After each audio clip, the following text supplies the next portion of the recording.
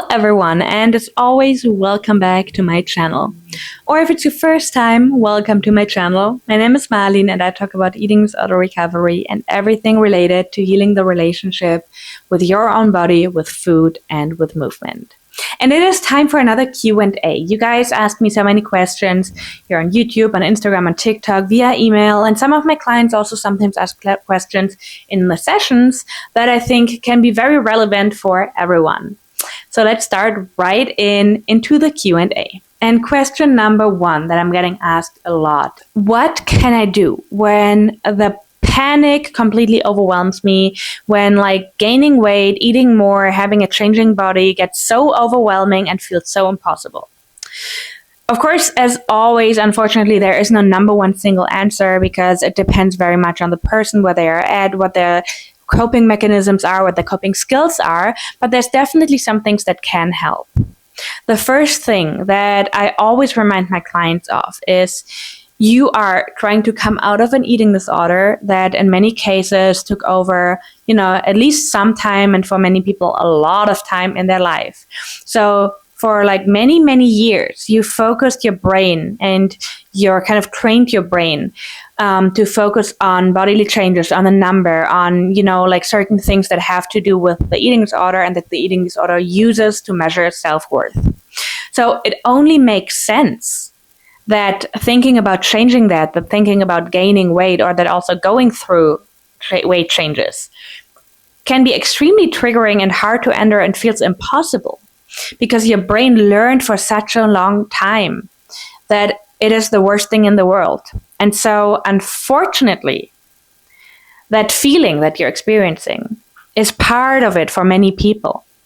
That doesn't mean that there's no things that you can do about it or that you can't find some coping mechanisms for yourself, but learning that it is part of it, but that this doesn't mean that it will never end and that the rest of your life will feel that way. Because that's one mistake that a lot of people do, is to start recovery and it feels so horrible and so wrong that they go back because they think, oh my God, I can't live the rest of my life like this. And I understand that. I wouldn't want to live the rest of my life in a situation like this either. But recovery does not mean that the rest of your life looks like this.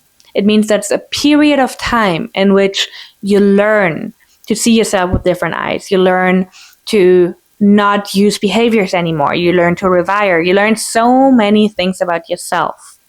And that can take a couple of years for sure, but it won't take the rest of your life.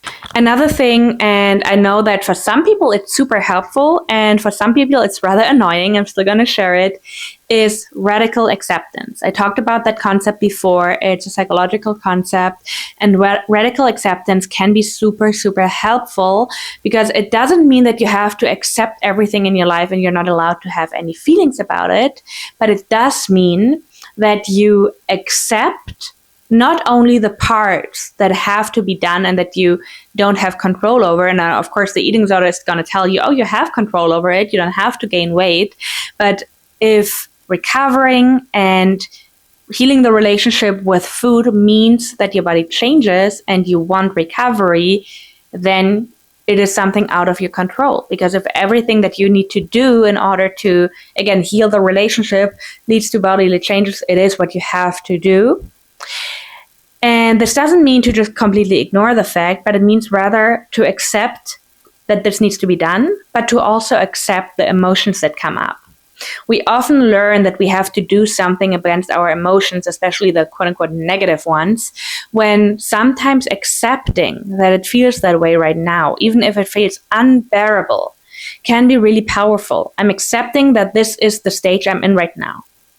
I'm reminding myself that this stage won't last forever, but I am accepting that it feels like this right now, without making any assumptions about the future, without letting it have a negative impact on how I see myself, talking down on myself, but to just say I'm accepting that these emotions come up now. And of course, having certain coping mechanisms, coping skills, for a lot of people that means somatic work, whether it's breath work, some other kind of somatic work, whether it's certain mantras, working with somebody who's holding you accountable, or sometimes also just distraction. These can all be very, very important skills. therapists. And of course, if it feels too overwhelming or if it triggers like certain other behaviors or certain other things, please make also sure to work with somebody who's really trained in this. A lot of people, for instance, who work with a coach also work with a therapist when, for instance, going against the eating disorder, triggering other things that a therapist might be able to hold more space for. There's nothing wrong with that too. Next question actually also goes into the trauma direction, and that is, what if my eating disorder is very connected to trauma and going against it brings up the trauma again, or brings up panic attacks, brings up panic? And again, as I said before, you might want to really look into, for instance, a trauma therapist, somebody who is able to really work through the trauma with you, because most coaches are not therapists. And even though I'm a coach myself, I really want to emphasize that there are certain parts or certain topics that you might want to work with a therapist with. You might find an eating disorder coach who's also super trained in trauma, or who's a therapist at the same time, and that is awesome. But sometimes it might also be helpful to additionally work with somebody who's a trauma therapist as well.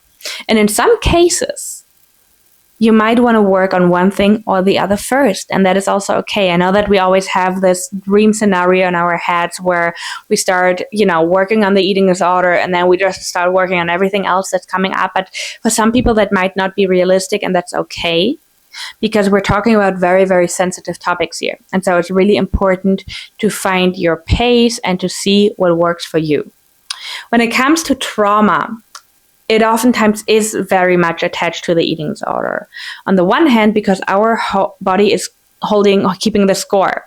So if we experience trauma, no matter what kind of trauma it was, no matter it was a series of events, whether it was childhood trauma, whether it was a big event, but our body is holding the trauma. And so you can talk about it as much as you want, and talking therapy can definitely be helpful, but oftentimes the body is still keeping the score. And so an eating disorder can be a way to dissociate from the body, to completely detach from the body, to numb it, and to kind of get out of this traumatic feeling, even though, of course, it's still there, but you're not feeling it as much anymore.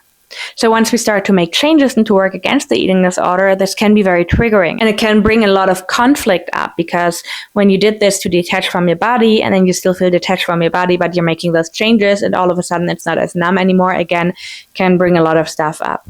And so for a lot of people, somatic work, in addition to trauma therapy and in addition to getting somebody certified to help, can be extremely helpful. Somatic work does not only mean breath work, it oftentimes means like really working with the whole body, helping the body to release trauma.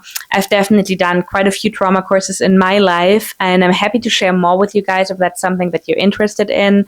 Some of my clients like to bring in or add in some somatic work exercises, because it can really help. Just also like with emotions that are kept in the body, like somebody who is just holding on to a lot of emotion and stress, that might be helpful for them too. But either way, somatic work can be a great work. I recently had a training as well about EMDR, which is a special form of eye movement that some trauma therapists work with. And it's like really incredible how helpful that can be as well. But either way, trauma work, somatic work can be really helpful, but it is important that you really talk to your therapist and also see which pace you want to go with, if you want to tackle both things at the same time. And just because something is coming up doesn't always mean that it's a bad thing. It might be a good opportunity for you to work on it, but trauma in itself can be just so individual and so different that I really want you to be very, very careful with yourself and make sure that you are working with somebody. The next question that I'm getting a lot is about overshoot weight. So if somebody comes out of a malnourished state and they're beginning to renourish, and then in some cases it can happen that the body is putting on some more weight than it eventually will end up with. So some people temporarily put on more weight, and that is called overshoot weight. And then once the body feels safe enough, it'll let go of that. I made plenty of videos about that topic, so feel free to look at them and to look at why that is and why it's an actual thing, and also why it is necessary for some people. And at the same time, I know that it's a real concept and it's definitely something that applies to a lot of people. But at the same time, it's a tricky and fine line because while I understand as somebody who's been through that process myself, that it can be very tempting to just like wait for overshoot weight to go down and to finally lose weight again. And at the same time, this is exactly the thing that can keep you in recovery or even in your eating disorder or in certain behaviors or even in the thoughts. So for me, after nearly 2 years of, after I started recovery, my overshoot weight, or what I thought it was overshoot weight because I didn't know at the time for sure, had not gone down at all. I didn't really know if I was still gaining weight or not. On some days it felt like it. I didn't weigh myself, but it felt like my body was still changing even after nearly 2 years. And of course, I started to panic. And I started to question, is it really overshoot weight? What if not? What if it's not even extreme hunger? What if I'm binging? All those questions that a lot of people have and all those fears that a lot of people have. But I also noticed that as long as I'm waiting for the overshoot weight to go down, I will keep my head in the space. I will focus on these thoughts. So I also noticed that I'm still not really willing to accept myself the way I am and to accept my body the way I am or the way I was until the overshoot weight goes down. And that is not the whole point of recovery. The whole point of recovery is not to only accept yourself when you're at a certain weight, but it's more to learn that your worth is not attached to your weight and that you're still lovable and that people still like you and that you can still find a partner and, everything that's connected to that.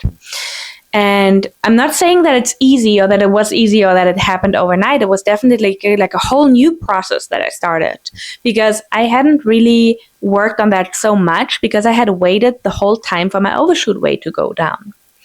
And so to answer the question, if it is overshoot weight, it can take as long as it takes. I remember comparing myself to so many people on the internet and to so many studies and always counting the month and seeing, oh, it's been more than 16 months. So I don't know what that means for me. So for some people, overshoot weight lasts 16 months and for others it lasts less. And in my case, it was way more. So that's the one part. There is really no number one answer. There's people where it lasts many, many years and then the body feels safe enough. But at the same time, that shouldn't even be that much of a focus, even though I understand that it can still be a focus. As I just said, for me, 2 years in, it was still a big topic. And until I really realized, okay, I can't do this to myself anymore, because in the end, the only person that I was hurting with it was myself, and it was not really helpful. So I started to really embrace it and to say, okay, well, if this happens to be my new body, I have to learn to accept it. And I have to learn to not put myself down, to not talk about myself poorly, to not try to explain to everyone why I look the way I look, because I always felt like I had to explain myself when of course it was just in my head. To play around with outfits, with styles, with everything that came with it.